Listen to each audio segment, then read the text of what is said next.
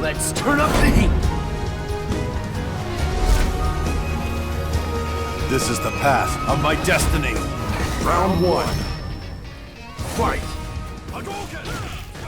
Hello and welcome to a video for the 6thAxis.com. I am Stefan, or sometimes you might know me as Teflon, and today I am joined again by Dave. Say hello, Dave. Hello. So, you've been playing and reviewing the very highly anticipated Street Fighter V, which is, now and forever, all time, a PlayStation 4 exclusive. Well, as well as being on PC and Linux, but yeah. you know, console exclusive. Now, I'm not the biggest of fighting game fans, as some people might know, and so the last time I played Street Fighter properly was like Street Fighter 2 on the Atari ST. Oh wow, okay. I know, old school. Odd platform choice as well, from the sounds of things. It was what we had in the house. But I do hear word that Street Fighter V has got a bit of a story to it, so what is that like? And I'm seriously hoping that you're going to say it is based off the Street Fighter film. It kind of goes on much after that. It sort of bridges the gap between. It bridges the gap between Street Fighter 4 and Street Fighter 3, rather confusingly. Essentially the story mode that we've got at the moment is just little scenarios introducing the new characters and how they fit into the universe, what happened to the older characters, such as Ryu and Ken.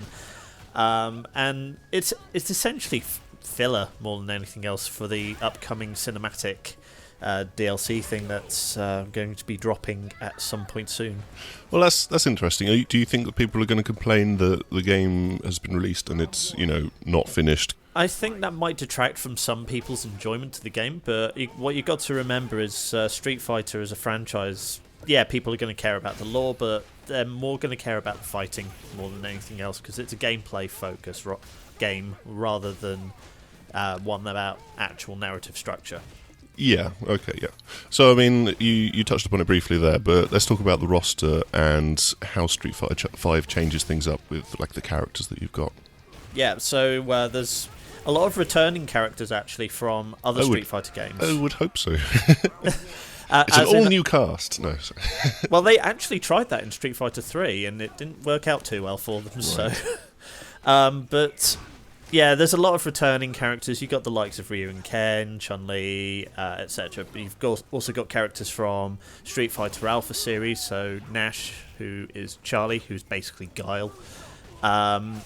And you've also got more obscure ones, such as Fan Service Girl Armika. But you've also got new characters to the roster as well, such as Nikali, who is basically a savage brawler who just pummels things to death. And then you got Rashid, who does somersaults and wind kicks and stuff like that. So it's quite a diverse cast, and I've enjoyed what I've played mostly of the roster. There's one character that I don't particularly like, but I'll touch into that when I go online. Oh, fair enough. But I mean, although it sounds like they've got quite a wide roster of characters, my understanding is that this is going to be a kind of platform which Capcom are going to be sticking with and adding to over time. So, in terms of post-launch support, DLC, what are they going to add? Okay, so they've already announced the characters for the next few months as to who's going to be added. The first one who's going to be added to the roster next month is Alex from Street Fighter 3. Mm-hmm. And he's a sort of grappler stroke striking character. And I had a massive amount of fun playing as him in Street Fighter 3, so I'll be interested to see how they change him up in Street Fighter 5. But you've also got other returning characters such as Balrog, Ibuki, and Jury from Street Fighter 4. So there's Guile a lot seems to be on the list. And Guile, yeah, that's. I remember him from Street Fighter 2. He also features in the story mode as well, so you kind of get a hint at who might be returning at some point in terms of the platform.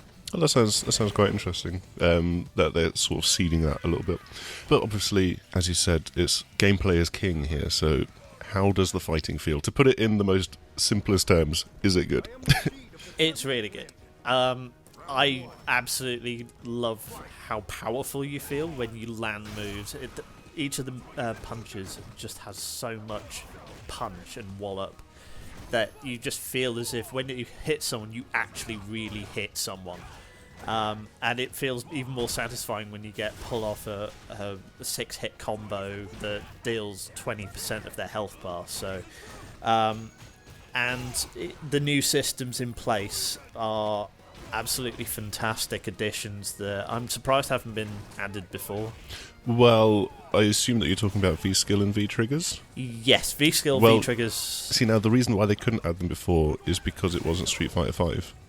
And so then they wouldn't have the Roman numeral to attach to the names. Obviously, this is the only reason. Go on, talk to us about V-skill and V-triggers. What are these two? So, sorry, you threw me there. V-skill is a move that you can pull off at any time. So, by pressing the medium punch and medium kick, you can pull off this move. And it's unique to each character. So, for Ryu, for example, he does a little parry, which negates all the damage of one hit. For Ken, it's running into the opponent a little bit just to basically try and mix up your combos a little bit more. Rashid does a little somersault that you can do a kick out of. So all sorts of things from there. And then there's a little bar that goes up each time you use it successfully. And that, when it's full, you can then initiate a V-trigger, which, again, it's a unique move that is initiated by pressing the heavy punch and heavy kick buttons. And what that does is, more often than not, it puts you in a mode where you deal more damage. So for Ryu, it makes him all electrified, which makes his Hadoukens and other moves a little more, deal more damage, break guards, all that stuff. And then for the likes of Ken, it turns his feet on fire, so he can do Tatsumakis when his feet are on fire. And there's all sorts, so there's a lot of tech that's available. There's also another one called V-reversal, which is for more high-level play, which uses a bit of the gauge, but you can counter a move that the opponent does by initiating the V-trigger whilst blocking. So the V-reversal whilst blocking. I'm just going to say yes and nod quietly. Yes. 'Cause so much of this is going away with my head. But it sounds like, well, the V-skills in particular is rewarding you for timing and skill, basically. Yeah. You know, it's the hints in the name. Yeah, absolutely. We've talked about the story a bit and how that is kind of going to be fleshed out over time. But what other modes are there available at launch, and what's coming a little bit after? Because I know it is a bit mixed up even beyond the story mode. So you've got survival mode, which you can select a difficulty mode, and what that does is it gauges the number of rounds that you'll have to play through, and after each round you get a certain amount of points, which you can spend on buffs or debuffs, or not at all if you so wish. You've also got training mode, which are as standard, and you've got online mode, which is a sort of combination between ranked match, casual match, and then you've got battle lounges where you can invite your friend, one friend at the moment, but apparently they're going to expand that to include more players. What's not available at launch, there's no challenge mode at launch, which I actually think is a bit disappointing because it doesn't really give you much opportunity to try and learn how a character is played. It therefore making it more difficult because you've only got training mode as a sort of playground to try out a new character. So I've not really done all that much in terms of learning many new characters. So that's a little bit disappointing. There's also the shop mode, which is not available at launch. But I think that's not available at the moment, but it might be available at launch. So. Yeah, there's again, I think some people are going to be a little bit disappointed with some of the things that aren't there right away. So yeah, challenge mode, as you said, not available at launch, but it does say this will open up in March with tips and trials. Also, daily challenges will start in March. Yep. Spectator mode will be added soon after launch, so you'll be able to hop in and watch someone else playing. And yeah, as you say, for online, you can only currently invite one player into your battle lounge, but they're going to make that a bit bigger, and so hopefully there's like kind of round robin, you can have little tournaments with your friends. Yeah, but at launch it's not feature complete, so if that really puts you off, it might be worth waiting a little bit just to see how it all fleshes out. Yeah, I mean that's just how some games are happening at the moment, and it depends how big an issue that is for you, I guess. Okay, so turning to the online, and bearing in mind that this is with pre-release servers, we've been quite explicitly told that, you know, the servers are going to be going down and up, and they're going to be sorting out bugs as on the way to launch. How is online mode? Is it stable? You know, is it a pleasant experience? For the most part, it is stable. I mean, I've had 1 or 2 matches where it's been stuttering, unplayable, but generally speaking, I've had decent connections. You're probably seeing in the background that some of the online matches, and I absolutely suck, so you're probably seeing me getting pummeled a lot, but yeah, generally speaking, it runs fine. But then again, it ran fine during the beta, so anything less than that would not be good. Yeah. Alright, well, I think we're going to wrap things up there. So, Street Fighter V is out on PS4, PC and Linux tomorrow, which is Tuesday, 16th of February. Be sure to head over to thesixaxis.com for our full written review by Dave, which has also got the all-important score at the bottom of the page. And obviously we've got all the other news, previews, features, and just gaming stuff in general. Aside from that, we've been creating quite a lot of videos recently, so please do check them out.